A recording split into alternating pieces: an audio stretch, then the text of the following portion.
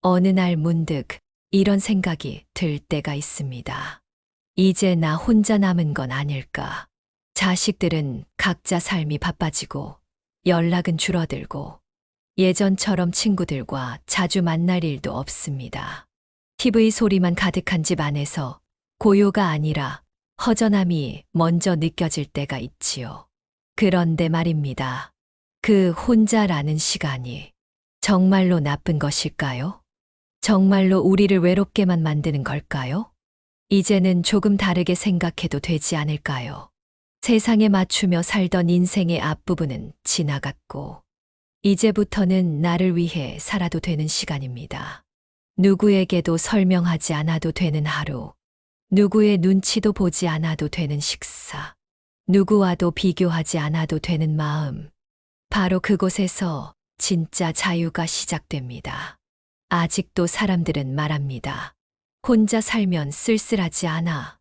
하지만 저는 이렇게 말하고 싶습니다. 혼자여서 드디어 내 삶을 살게 됐다고요. 이제는 우리도 행복의 정의를 바꿔야 할 때입니다. 남이 인정해주는 인생이 아니라 내가 만족하는 하루를 사는 것. 그것이야말로 늙어가며 우리가 지켜야 할 가장 깊은 품격 아닐까요? 혼자 사는 삶이 결코 불행이 아님을, 오히려 더 큰 평화와 자유가 있는 삶임을 지금부터 천천히 이야기해 드리려 합니다. 이 이야기는 누구보다 자신을 소중히 여기고 싶은 당신을 위한 이야기입니다. 지금 혼자인 분들도, 앞으로 혼자일 수도 있는 분들도 그 혼자 속에서 얼마나 많은 기쁨과 여유를 발견할 수 있는지 함께 걸어가 보시지 않겠습니까? 가고 싶은 곳만 가고 만나고 싶은 사람만 만나는 자유. 나이가 들수록 인간관계가 줄어드는 건 결코 외로워진다는 뜻이 아닙니다. 오히려 불필요한 관계의 정리가 시작되었다는 뜻입니다.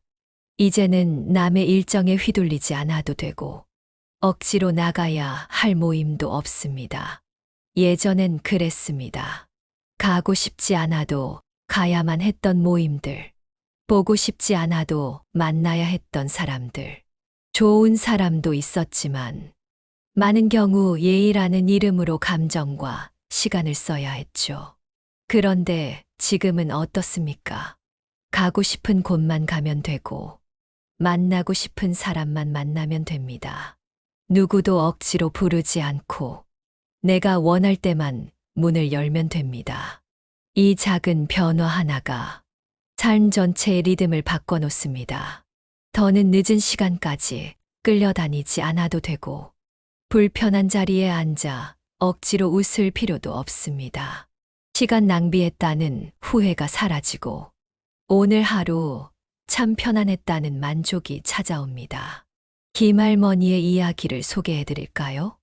김할머니는 60대 후반부터 혼자 살기 시작하셨습니다.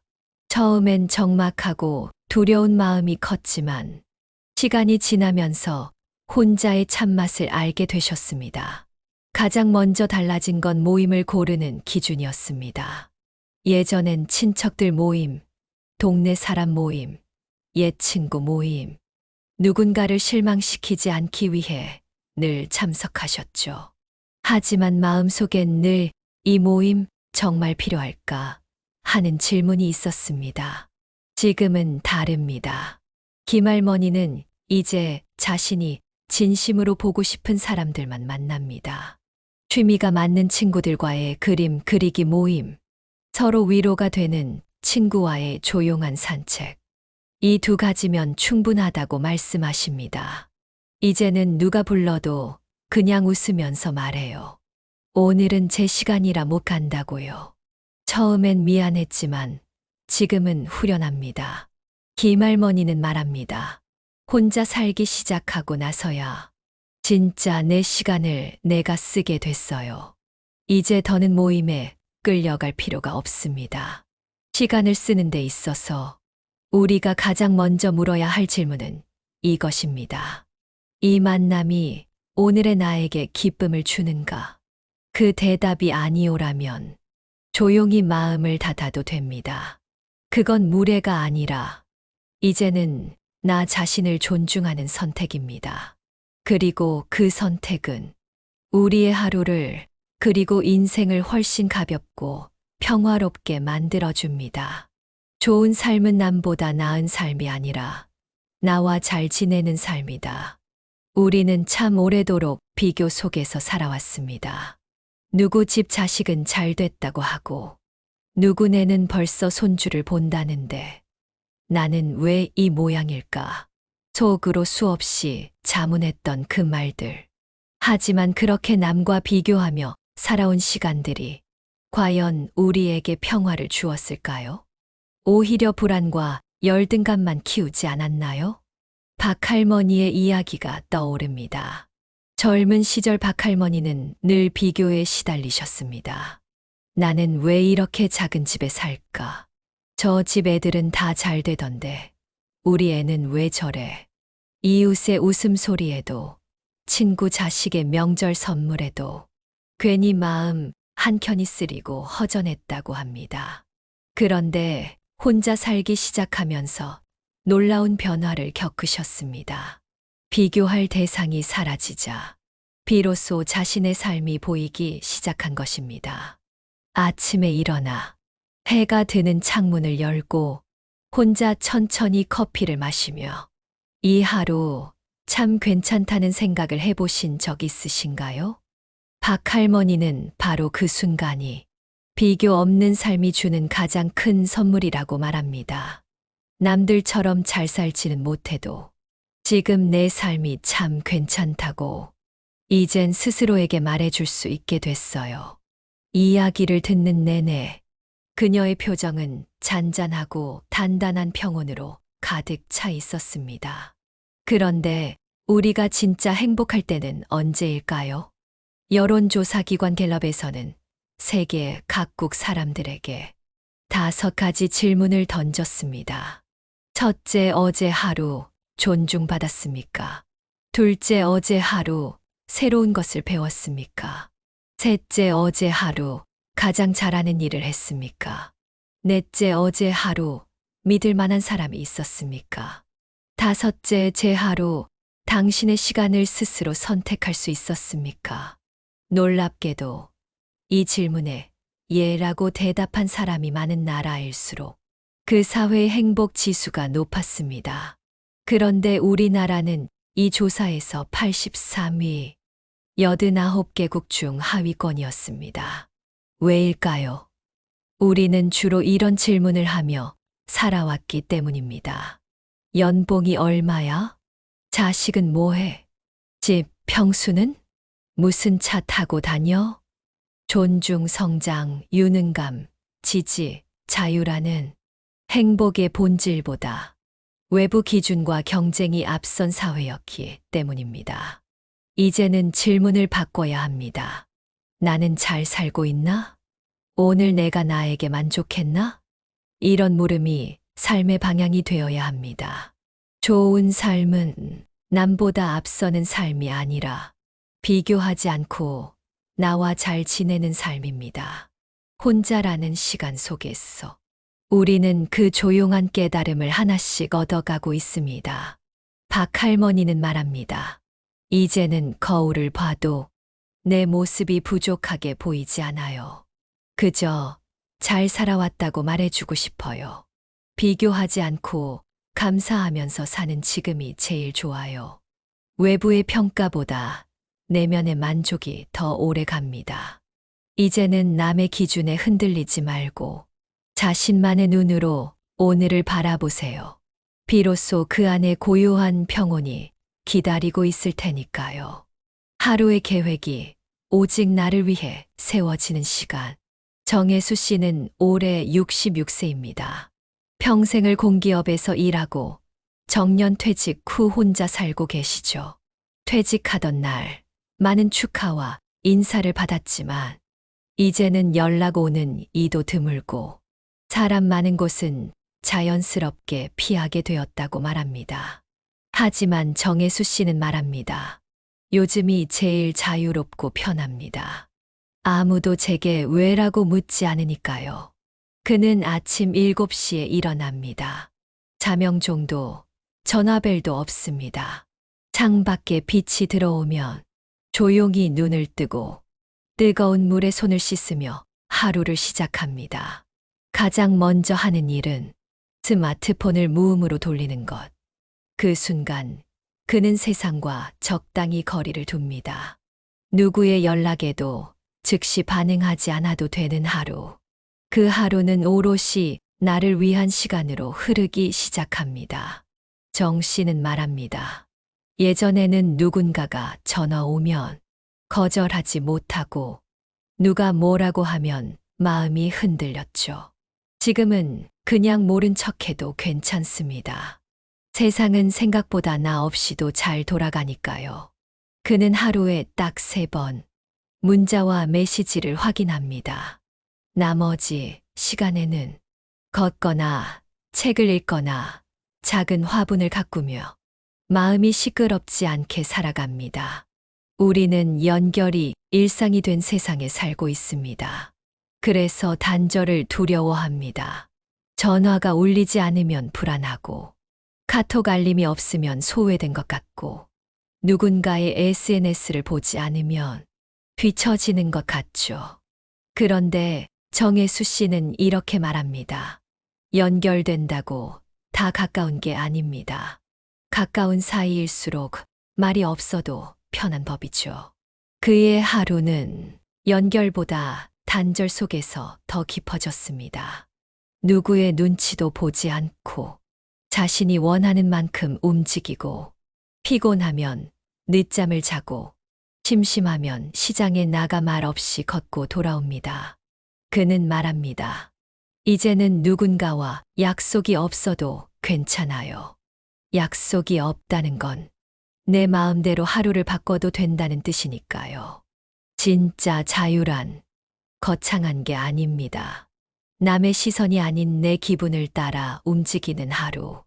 그 안에 담긴 작고 조용한 선택이 우리 인생을 훨씬 넉넉하게 만들어줍니다. 정혜수 씨의 하루가 특별한 이유는 타인의 기대에 반응하지 않고 자신에게 귀 기울이기 때문입니다. 이제는 괜찮습니다.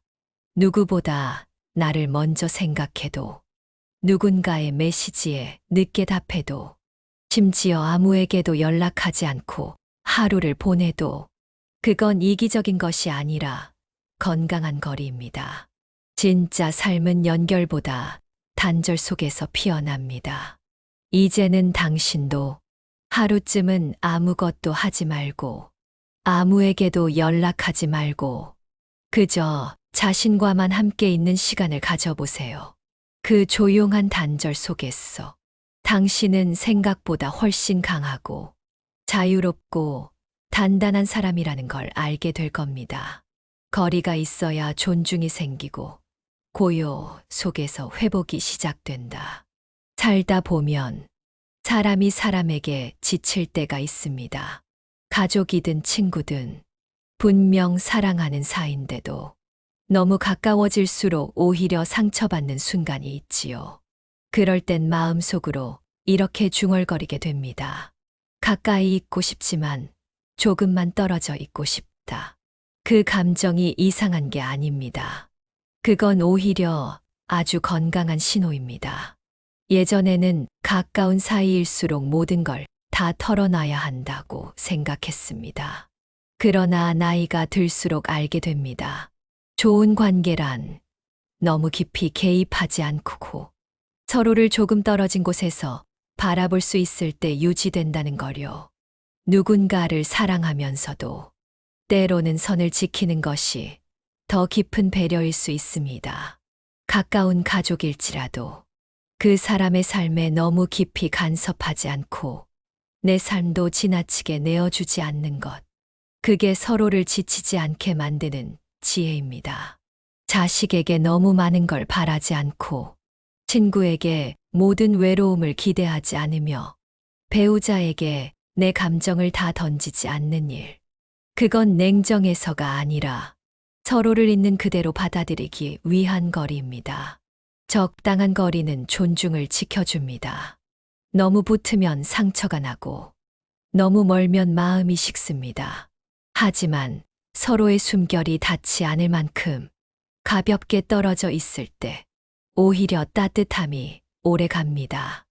혼자 있는 시간도 마찬가지입니다.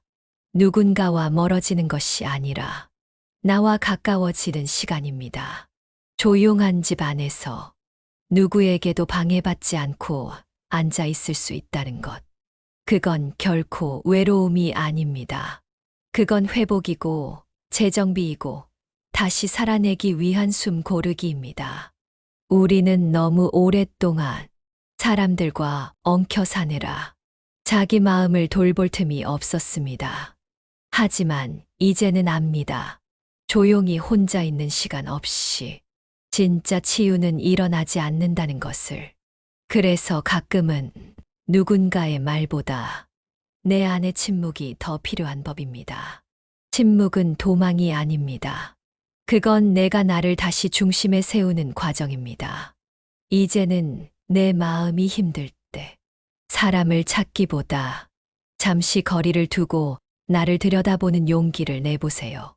관계를 끊으라는 게 아닙니다. 가장 사랑하는 사람과도 가장 가까운 가족과도 조금은 여유를 두고 바라볼 수 있는 그 적당한 거리가 우리 모두를 덜 상처받게 합니다. 혼자 있는 시간, 그 안에는 고요가 있고 고요 속에는 회복이 있습니다. 누구에게도 끌려가지 않고 나를 위한 하루를 만들어가는 것. 그것이 우리가 나이 들어 배워야 할 관계의 품격이자 평화의 시작입니다. 인생 후반의 행복은 작은 즐거움을 자주 발견하는 데서 시작된다. 살면서 우리는 참 많은 일을 해야만 하니까 해왔습니다.